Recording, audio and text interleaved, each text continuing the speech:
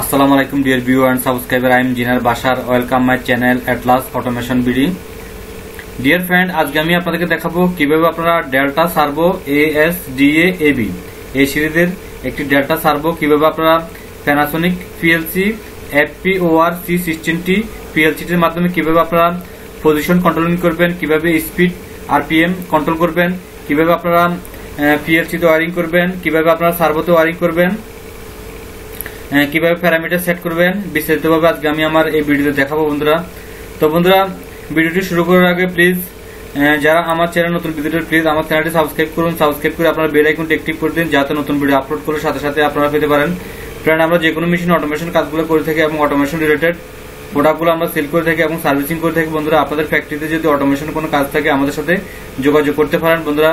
আর বন্ধুরা, আপনারা 100 ওয়াট থেকে 2 কিলোওয়াট পর্যন্ত সার্ভো আমার কাছে রেডি স্টকে আছে, আপনারা যদি কিনতে চান যোগাযোগ করতে পারেন। তো বন্ধুরা, চলুন প্রোগ্রামটি স্টার্ট করি। তো ফ্রেন্ড, প্রথমে আমি কিভাবে আপনারা প্যারামিটার সেট করবেন, কিভাবে ওয়ারিং করবেন সেটি এখন আমি আপনাদেরকে দেখাবো। সার্ভোর ওয়ারিংটা প্রথমে দেখাবো। তো ফ্রেন্ড, এখানে দেখেন আমি পিন নাম্বার 11 এবং 35 পিন নাম্বার 11 এবং 35 আপনি এখানে দেখেন ক্যান 1 এর পিন 11 এবং 35 ডিসি 24 ভোল্ট ব্যবহার করবেন বন্ধুরা। ডিসি 24 ভোল্ট ব্যবহার করে দিবেন আপনারা সরাসরি। পিন নাম্বার 9 এর মাধ্যমে আমি সার্ভোকে অন করব। এখানে আমি Y2 আউটপুট নিব, PLC এর Y2 আউটপুট নিব বন্ধুরা। আমার Panasonic PLC Y2 আউটপুট নিব। তারপর আমি পিন নাম্বার 41 থেকে আমি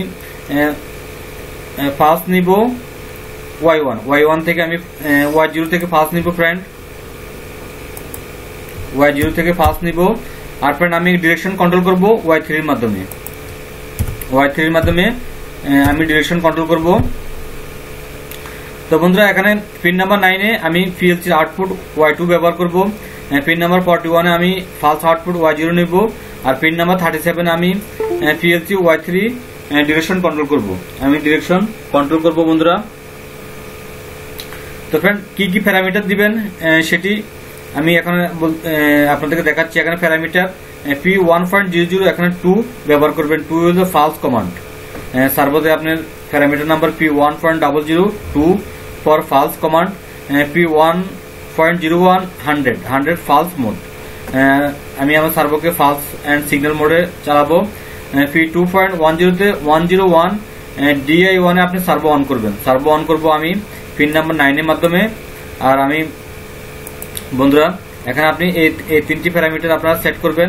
তো বন্ধুরা, এখন চলে যাব আমি কিভাবে ওয়্যারিংটা করবেন, আপনার PLC এর ওয়্যারিংটা কিভাবে করবেন সেটি এখন আমি আপনাদেরকে দেখাবো বন্ধুরা। এখানে দেখেন আমার যে PLCটি আছে সেটি 8 ইনপুট 8 আউটপুট।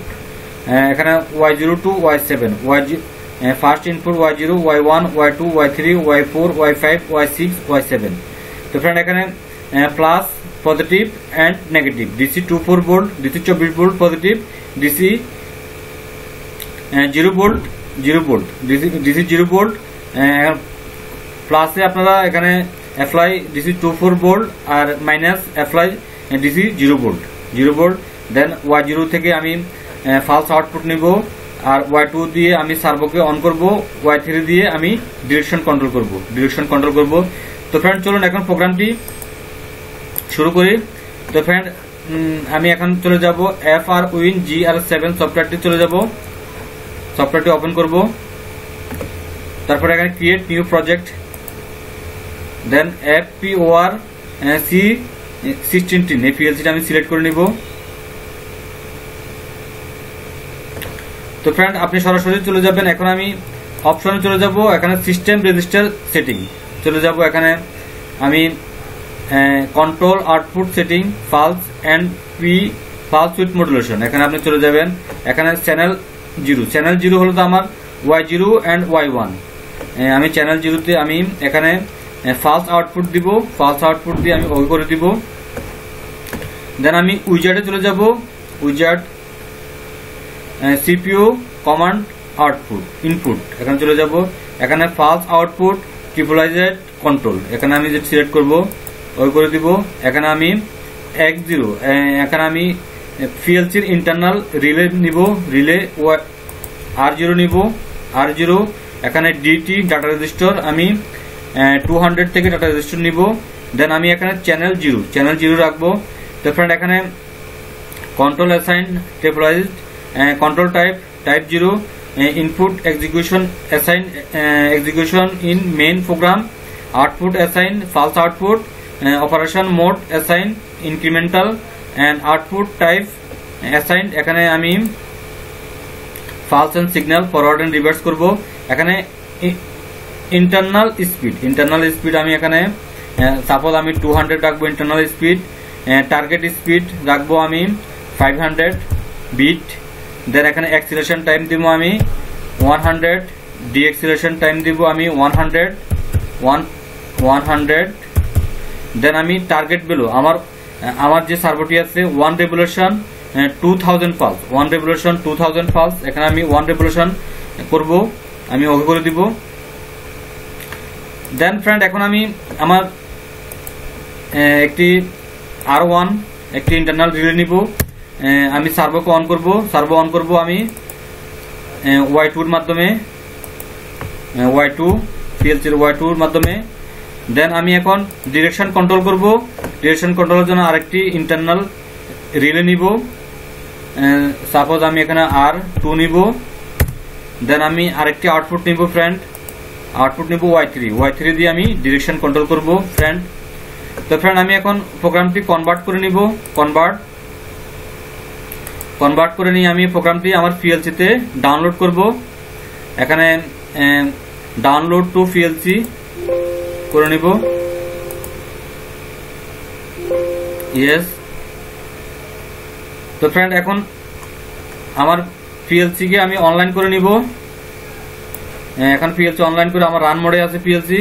এখন সাপোজ আমি এখন 1 রেভলিউশন কমপ্লিট করব।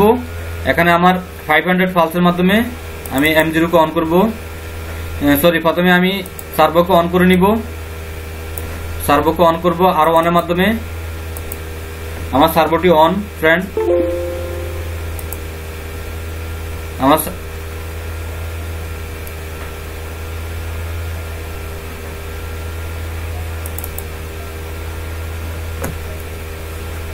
আমার অনলাইনটি অফ হয়ে গেছে, আমি অনলাইন করে নিব আবার এগেইন অনলাইন।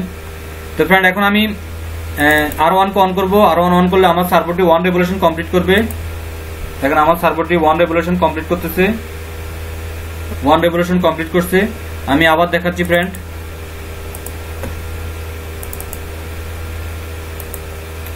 1 রেভলিউশন কমপ্লিট করতেছে ফ্রেন্ড। 500 স্পিডে 1 রেভলিউশন কমপ্লিট করতেছে। তো ফ্রেন্ড এখন আমার সার্ভোটি যদি আমি অপোজিট ডিরেকশনে চালাতে চাই সেটি পারবো। এখানে আমি আবার সার্ভোটিকে অপোজিট ডিরেকশন চালাবো। এখন আমি সার্ভোটিকে অপোজিট ডিরেকশন অন করব। দেখেন আমার সার্ভোটি এখন রিভার্স রোটেশন চলতেছে, রিভার্স রোটেশন চলছে। তো ফ্রেন্ড এখন যদি আপনি স্পিড বাড়াতে চান কি করবেন সেটি এখন আমি আপনাদেরকে দেখাচ্ছি। তো ফ্রেন্ড এখন যদি স্পিড বাড়াতে চান এখানে আপনি ডাটা রেজিস্টার ব্যবহার করতে পারেন। যেমন আমি এখানে ডাটা রেজিস্টার